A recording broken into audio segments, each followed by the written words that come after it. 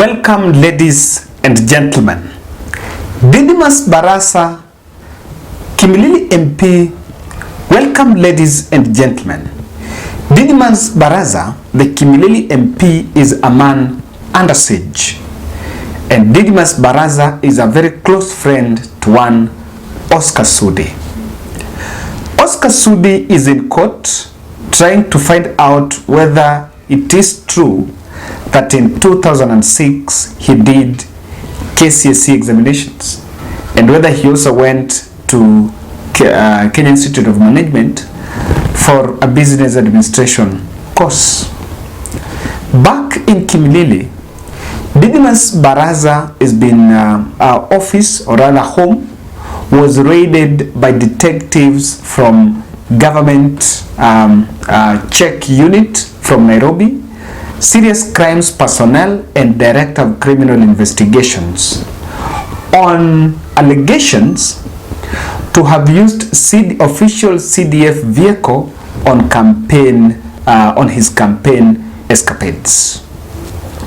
So today the team left Nairobi, and in their statement they have mentioned that they got a tip-off from the general public that a CDF car was being used for campaigns.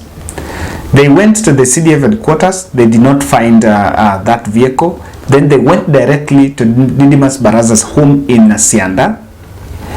And they were saying that despite the fact that the MP was not there, some of the workers had blocked them from accessing the home.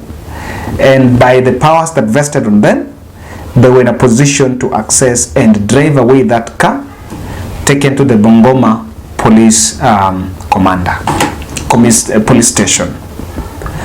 What he is facing is a charge. It is not on using that campaign, that CDF, because that CDF bus, because that means that bus belongs to the government. But he changed the number plate, and after changing the number plate, he branded the car with the campaign banners, photos, his photos and those of William Ruto, and it was all over in UDA colors.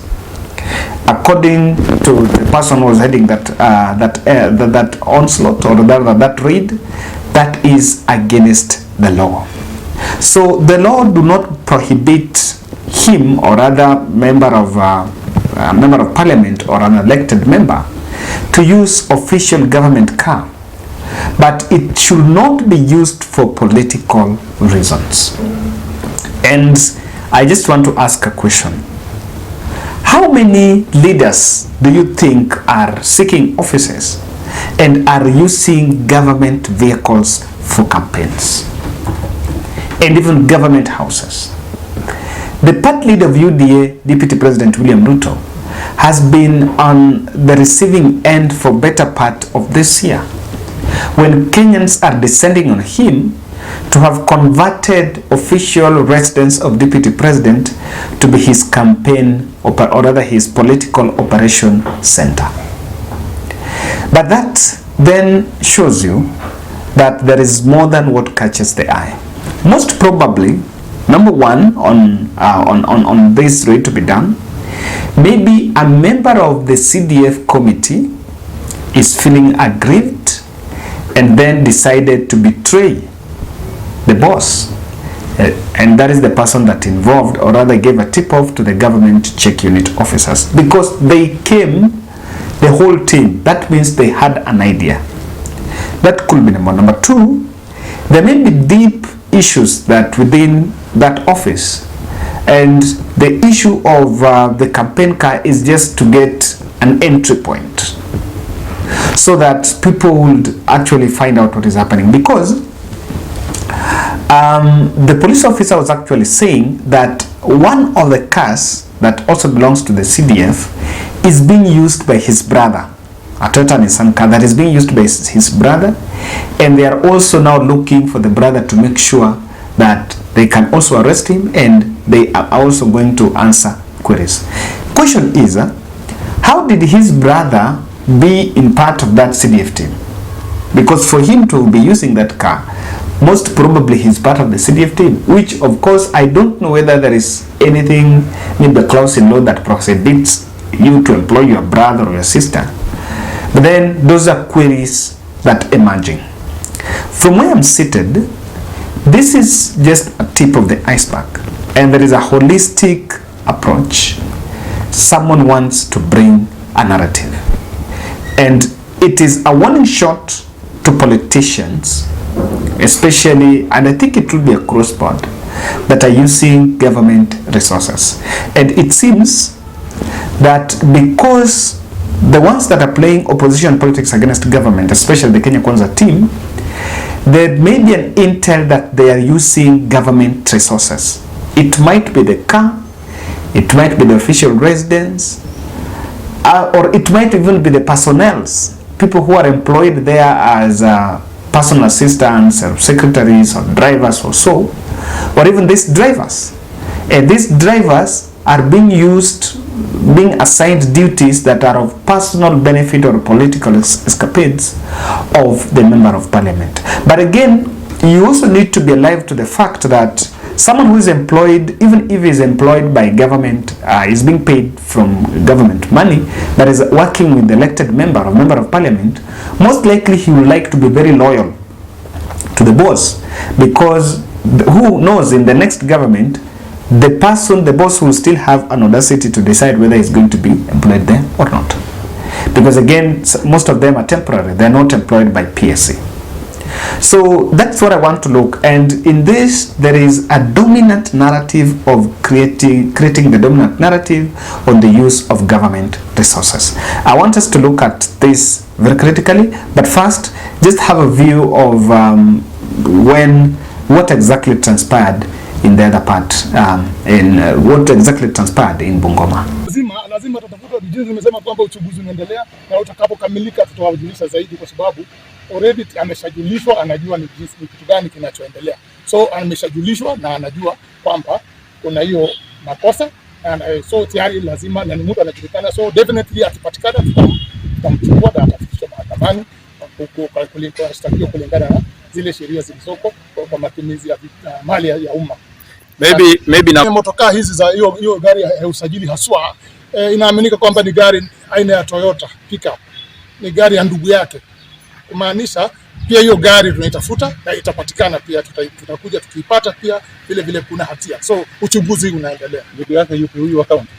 Ni ndugu zake, tusiwezi tambua ni nani, lakini ni mmoja hapa ya ndugu zake, siwajui kwa majina. There is a dominant narrative that has now been created by this story on the use of government resources. Deputy President William Ruto has been using the government's official residence for political operation. On the other side, Musalia Mudavadi is been on the campaign trail, saying that there's a new team, rather there's a new brigade is being funded by the government, so it's a government resources. Even some of them, and of course you can draw a thin line between, if I am given a car like a leader of majority in my personal capacity as the leader of majority, and I want to go to a meeting, a political meeting in Siaya, should I leave that car and go to Siaya and take my personal car from a Kayad? It's a question of what exactly is happening, and what that narrative is simply going to do, it's going to deflate the opposition against government, the opposition politics against government, because what Kenya Kwanza team, their politics is based on trying to punch, or rather to poke holes on the government of the day, because for them they are playing opposition politics. So when Didimas Baraza will be arrested, most what is going to happen is, and of course when he was asked about it, he said he had not been contacted, but he knew of what was going on. The Kenya Kwanza team are going to use this as a political tool of saying there is a bit of that harassment, or government is now targeting them, while in doing sense there is also going to be a counter narrative that they are using the resources of a government, but on the same side, on the other side, they are opposing the same government. So this is a very cautious discussion that they're really going to look at. But another aspect another thing that comes on board is campaign financing queries. How politicians are financing their campaigns.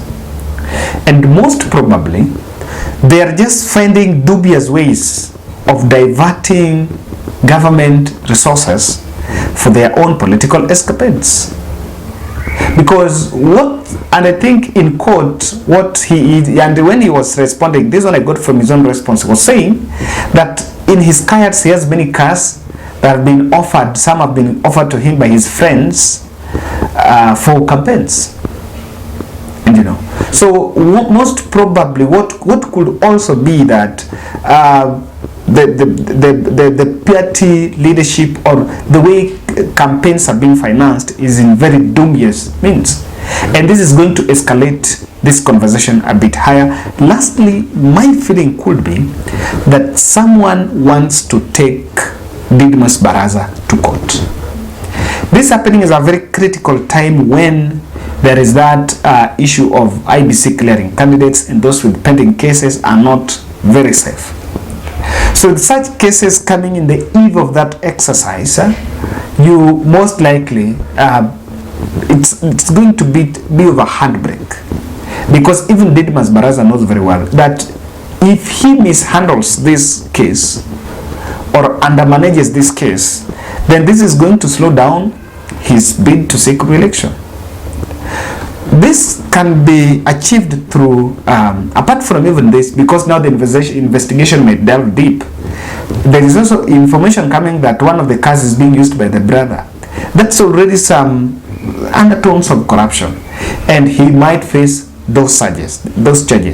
At this critical time, a politician that is close to the deputy president, and already there is a narrative on that political divide that it is a group of thieves or it's a group of people who have swindled public resources. This is a narrative that it's not going to be friendly for them. Regarding the Gachagua and William Ruto ticket, it's been branded as a ticket of the rogue. Now with such cases coming, and who knows, today they might start with Didimas Baraza, the next day they go to another person, and then they find an equalization to criteria where you pick 3 this camp, then you pick 1 the other camp.